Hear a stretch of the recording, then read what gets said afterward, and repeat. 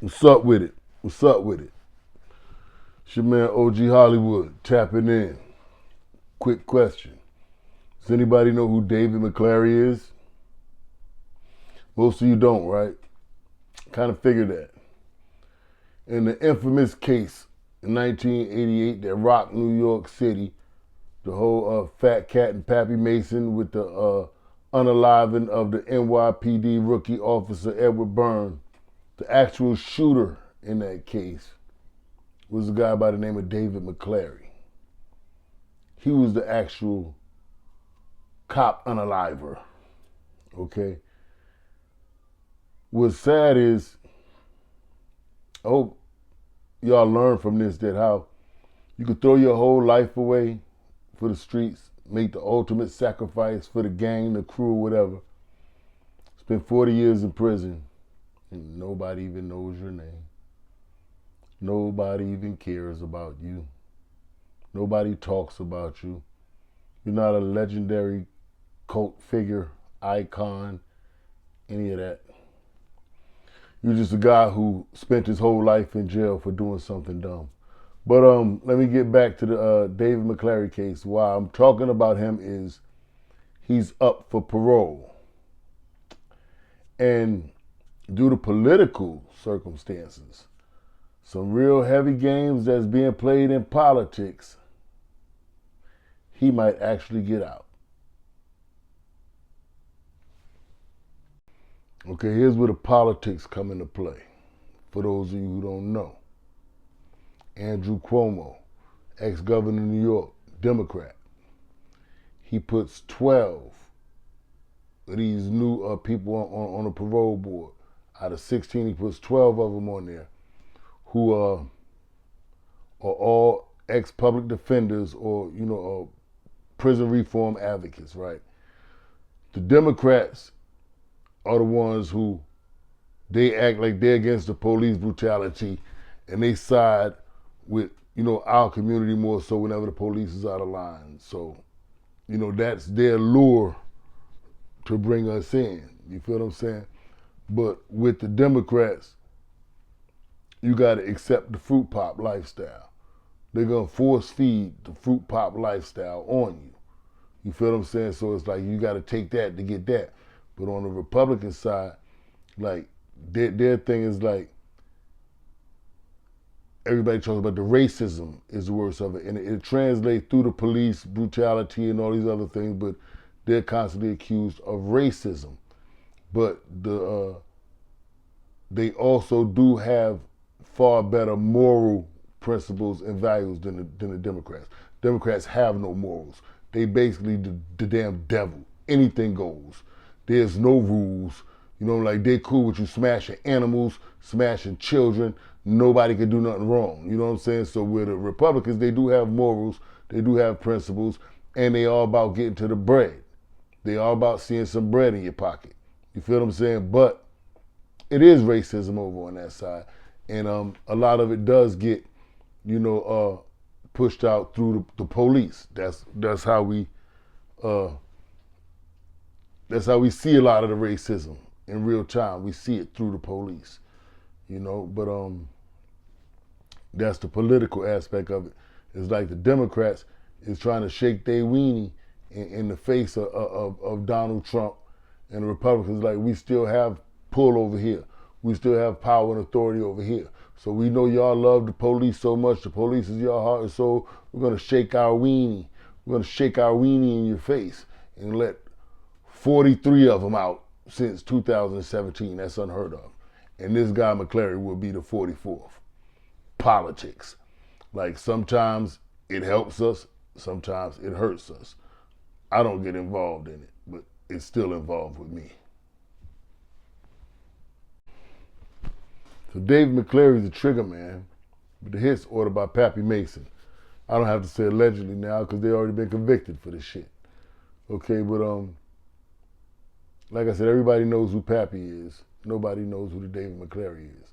But the downside to the whole Pappy thing is, he was a legendary figure in the New York streets. He was feared. Like everybody knew Pappy Mason had a very big name, But last I heard, and I don't know this to be true 100%. You know, if anybody was there with him, let me know in the comments or something. But last I heard, Pappy Mason had lost his mind in the penitentiary.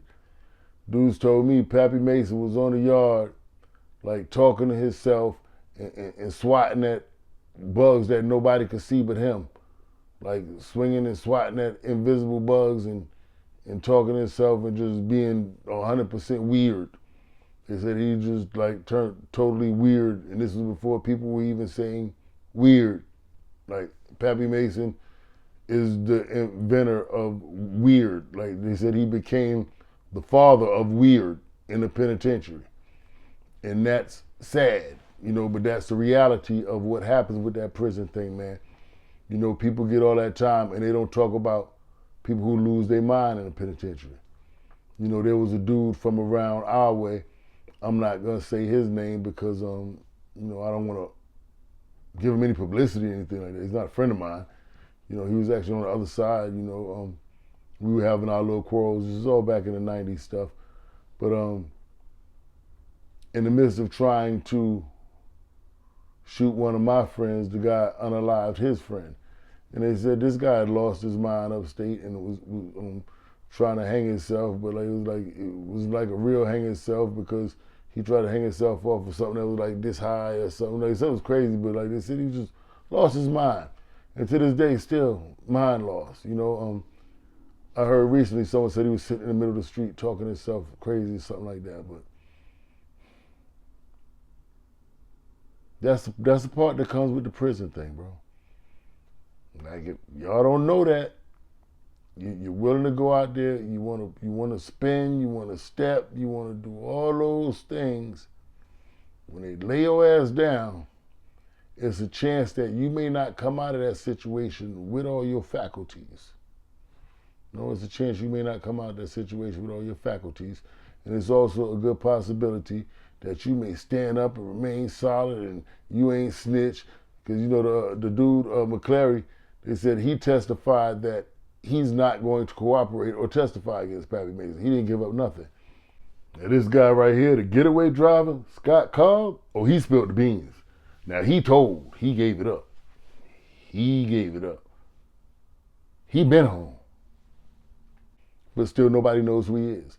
So you just blew your whole life for nothing. You waste your whole life, throw your whole life away, go to prison, and nobody cares. Nobody cares about you. You don't even have a name. Nobody remembers you. It's not like you're this legendary guy. People talk about it. You know, everybody from around your way is so proud of you and all this stuff. No, nobody knows who you are. You know, or you can go in there and go crazy, lose your mind, be talking to people who ain't there, trying to catch bugs, and nobody's there. It's a reality. I told y'all about my partner that I did time with, man, Big Bad Bezo from out the penitentiary. If you ain't see that video, go check it out. But that time is a killer. It ain't what you think it is. I hope the brother McClary learned that these streets don't love nobody. You know, I'm not advocating for the unaliving of no police officers, but I do hope that the brother makes it home soon. You know, unaliving police officers isn't right, but what happened to Amadou Diallo isn't right. What happened to Abner Louima isn't right. What happened to Sean Bell isn't right. I mean, we can go on with this all day and all night. That's why, you know, there are solutions to keep this from happening, but people don't want to follow the solutions that really work. Like, how about people police their own neighborhoods? No, but you don't see black people overwhelmingly running to go police the white neighborhoods as often as you see white people coming to want to police the black neighborhoods. It's something weird with that in nature. And it's like, until we step outside the box and take a look at that, like, why do you want to go in their community and police them when you have your own community? Go worry about keeping your own community safe. Go worry about keeping your own kids off fentanyl. Go worry about keeping your own daughters off OnlyFans. Why are you so thirsty to come over here and police them? That's what I look at. The ones who want to go police in them other neighborhoods. When you got a whole neighborhood, a whole community of your own you could be taking care of. If you don't live in the zip code, you shouldn't be able to be a police officer there. It's the simplest solution, and it'll stop a lot of this animosity that exists between the general public and the police officers. I mean, I'm just saying, like, maybe if it was more white police in the white neighborhood, the little white kids wouldn't feel so goddamn comfortable shooting up the schoolhouse. They know ain't no police in the neighborhood. All the police over there in the nigger neighborhood, chasing the niggas around, making sure the little nigger boys get a felony before they get out of high school. Little Billy and Sebastian going down to the schoolhouse with AR-15s, and don't nobody even see them carrying them, because all the white police in the black neighborhood.